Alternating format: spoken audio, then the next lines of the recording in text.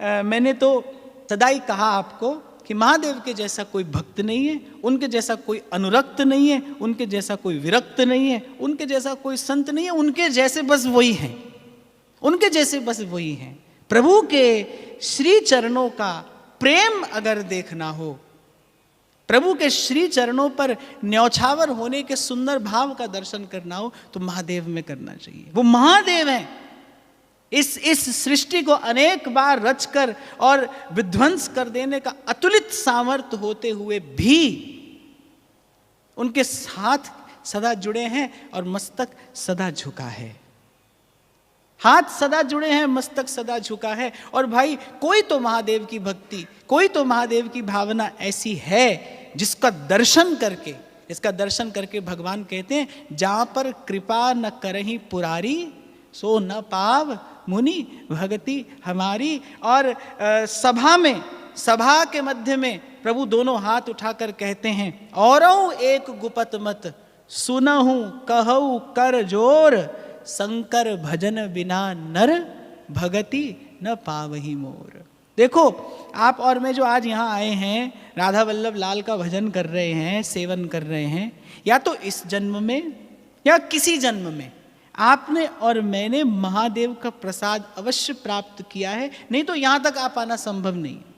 अब मैं तो भाई किसी और जन्म की बात तो नहीं जानता, पर इसी जन्म में ही देखा है मैंने तो कि वृंदावन आने से पूर्व जो मन का एक भाव था वो महादेव के चरणों से जुड़ा था। इस जीवन में जो पहला परिचय हुआ वो महादेव से हुआ। और अपनी बात अगर आपसे करूं तो इस भजन के मार्ग पर चलते हुए बड़े बड़े द्वंद्व आते हैं और आगे भी आते रहेंगे, पर महादेव की कृपा का मैंने जीवन में अनेक बार अनुभव किया है। और ये वस्तुतः बिल्कुल ठीक है। कोई निष्काम रूप से केवल प्रभु के प्रेम की प्रीति की इच्छा लेकर अगर भजन के मार्ग पर चले, उसे खबर पड़े न पड़े, वो पहचाने न पहचाने, पर महादेव उसका पोषण करते हैं, शंकर उसका पोषण करते हैं।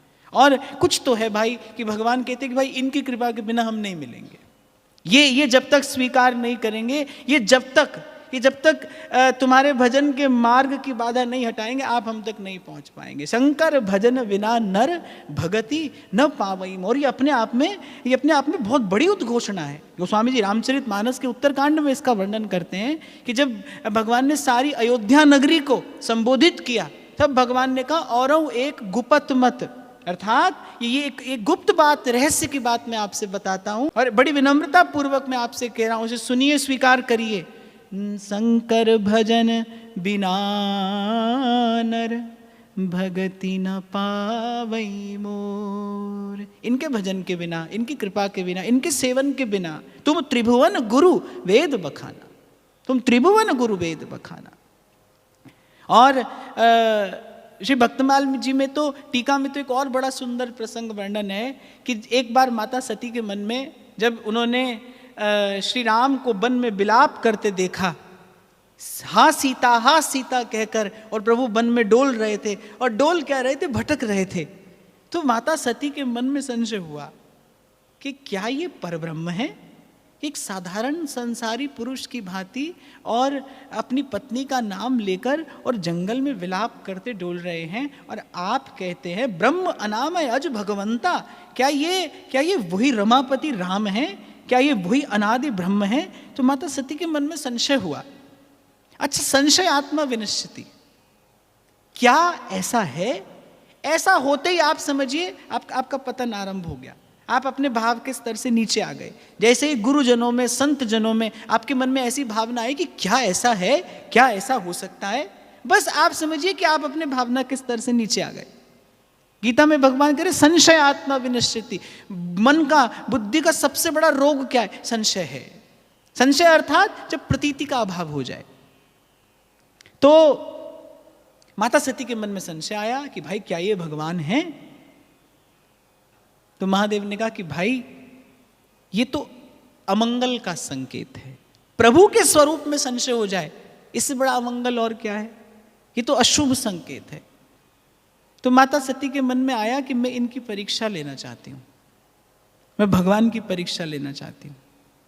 यद्यपि महादेव ने कहा कि ऐसा करना उचित नहीं है, पर माता सती नहीं मानी। अब वो भी महामाया है, उनको लगा कि मैं परीक्षा लूंगी, लेकिन वो ये नहीं जानती कि मैं जिनकी परीक्षा लेने जा रही हूँ वो माया को भी रचने वाले हैं। पहुंच गई परीक्षा लेने के लिए, श्री जानकी जी का स्वरूप धारण किया और प्रभु के सन्मुख पहुंच गई। और जैसे ही प्रभु के सन्मुख पहुंची, प्रभु ने उठते ही माँ कहकर श्री चरणों में प्रणाम निवेदन कर दिया। अब तो माता सती को बड़ा संकोच हुआ कि ये मैंने क्या किया। प्रभु की परीक्षा लेने चली आई, लौट कर गई कैलाश पर्वत। महादेव तो जानते ही थे कि क्या परिणाम होगा। प्रभु के स्वरूप में संशय आया हुआ है, इसका परिणाम क्या हो सकता है? इसका परिणाम केवल दुख है, इसका परिणाम केवल पीड़ा है। तो पहुंची जब वापस कैलाश, तो महादेव ध्यान मग्न थे,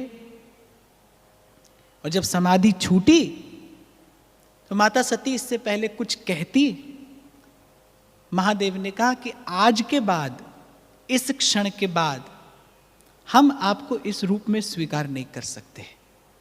माता सती ने कहा ऐसा क्यों? बोले आपने एक क्षण के लिए ही सही, पर श्री जानकी जी का स्वरूप धारण किया है, और श्री जानकी जी के चरण कमल तो हमारे आराध्य हैं। उनके श्री चरणों के अतिरिक्त हमने कभी कहीं और दृष्टि डालने का साहस भी नहीं किया, केवल उनके चरण कमलों में ही अपना मस्तक सदा नवाया है। तो आज के बाद आपको हम पत्नी के रूप में स्वीकार नहीं कर सकते। ऐसा गहनतम अनुराग है महादेव का प्रभु के चरणों में। कोई बड़ी विशुद्ध प्रीति है। यद्यपि अनिर्वचनीय प्रेम स्वरूपम, एक साधारण मनुष्य भी अगर प्रभु से प्रेम करे तो उसके प्रेम का वर्णन कोई नहीं कर सकता। फिर ये तो महादेव हैं, इनके हृदय का अनुराग कैसा है, उसका वर्णन कोई कर दे, ये बात ही बड़ी हास्यास्पद है। हाँ, पर इसका स्मरण करके, महादेव का स्मरण करके अपनी मन वाणी को पवित्र करने का प्रयास किया जा रहा है। पर जैसा मैंने कहा कि भाई उनके जैसा कोई भक्त नहीं है, उनके जैसा कोई अनुरक्त नहीं है, उनके जैसा कोई विरक्त नहीं है, उनके जैसा कोई संत नहीं है, उनके जैसा कोई नहीं है, उनके जैसे बस वही है।